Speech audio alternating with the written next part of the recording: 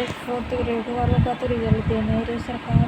बहुत ही लाई कर रही है। ये देखो, मतलब एक पूरी मई निकाल के जीवन आने वाला है, फिर भी इनकी कुछ भी मंशा नहीं। मैं तो शिक्षा विभाग ने अभी अपनी कुछ सूचना भेजी आगे विभाग को। तो ऐसे में ये देख लो, बेरोजगारों के साथ कितना बड़ा अन्याय हो रहा है। जिनके पास है मतलब कि किराए का कमरे के किराया देने के लिए पैसे नहीं है, उनका क्या हाल हो रहा है। तो ये देख लो भाई, जिनके मतलब फोर्थ ग्रेड में ठीक ठाक नंबर बैठ रहे हैं और जो सोच रहे हैं कि अपन का हो जाएगा, तो उनको भी देख लो कितनी परेशानियों का सामना करना पड़ रहा है। क्योंकि अब मैं तो अगली किसी भर्ती की तैयारी में, जब तक एक का फाइनल नहीं हो जाता तब तक अगली किसी भर्ती की तैयारी करने में मन भी नहीं लगता। और मन क्या, आर्थिक रूप से भी कितनी ये परेशानी हो रही होती है। मुझे खुद पता है, मैं खुद मतलब किराए के कमरे में रहती हूँ, तो यहाँ पर कितनी परेशानी होती है। एक तो मकान मालिक की हर रोज की किच किच सुनो, आधा दिमाग तो वही खराब कर देते हैं। और थोड़ा बहुत दिमाग की जो सरकारें भर्ती निकाल तो देते हैं, पर ये नहीं कि इसको टाइम से पूरा कराएं। ये देख लो, बेरोजगारों के साथ कितना बड़ा ये खेल खेलती है सरकार। अब बच्चे पढ़े भी तो कैसे पढ़े आगे भी, क्योंकि अब ये देख लो, एक बार अगर ये ज्वाइनिंग देते थोड़े बहुत पैसे आने शुरू हो जाए तो अपना खुद का खर्चा चला के थोड़ा बहुत कुछ करके घर वालों को भी देख के पढ़ सकते हैं, घर के थोड़ी भी आर्थिक हालत ठीक कर सकते हैं। पर ये देख लो, इनको 1 साल होने को आ गया है और इस भर्ती के लिए कोई कुछ नहीं कर रहा। थोड़े बहुत विद्यार्थी बेचारे जाके मांग उठाते, पर सरकार के काम में दूर तक नहीं रहने की इनका कुछ किया जाए। अब वो PH कैंडिडेट वालों को किसी को तो ऐसे बोल रहे हैं कि जनवरी तक की डेट देते हैं, तो क्या जनवरी तक उनके भरोसे सभी को रोके रखेंगे। ऐसे भी भर्ती होगी नहीं पूरी, क्योंकि अब ये डबल बेंच में जाएगी तो इनको निपटाने में तो ये बहुत टाइम लगाएगी।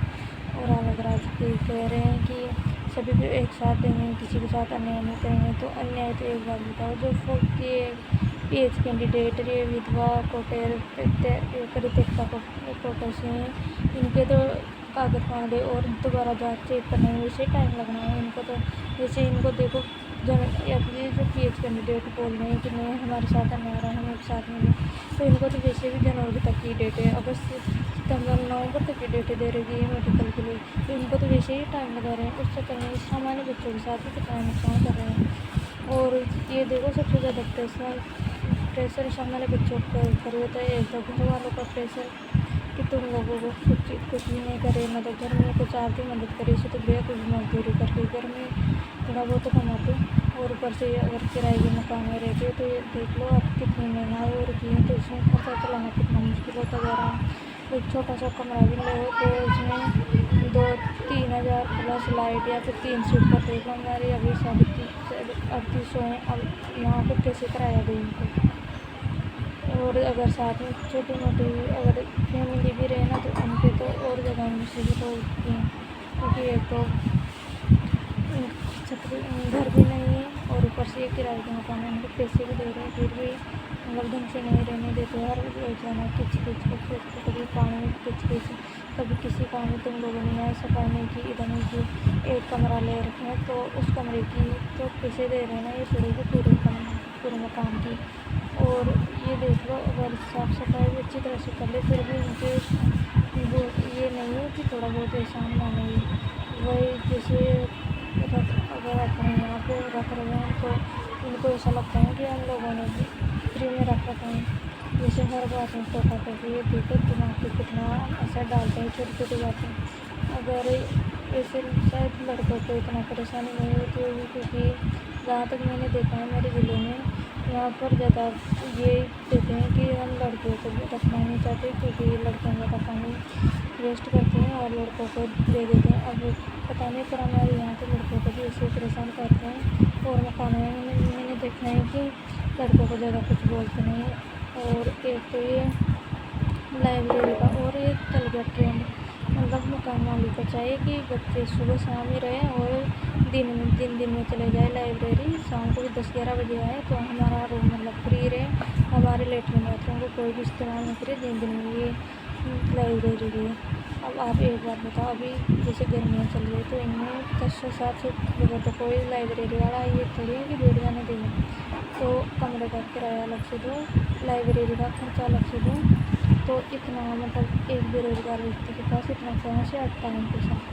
तो ये देख लो, किराए मकान मालिक की भी मानसिकता बहुत बुरी हो चुकी है। तो ये मकान मालिक को भी समझना चाहिए, क्योंकि अब अभी हमारे मकान मालिक बोल रहे थे कि हम भी दूसरों के मकान में 13 साल तक रह के आए, तो क्या है वहाँ पर भी इनको ऐसे टॉर्चर करते रहते हैं कि दिमागी रूप से। अब हमारे पास ये देखो कि सामान ज़्यादा रखा है, इसलिए बार बार रूम खाली करना नहीं हो रहा, क्योंकि अगर बार बार खाली रहते हैं तो 200-300 का तो ऑटो भी नहीं होता सामान को लेके जाने में।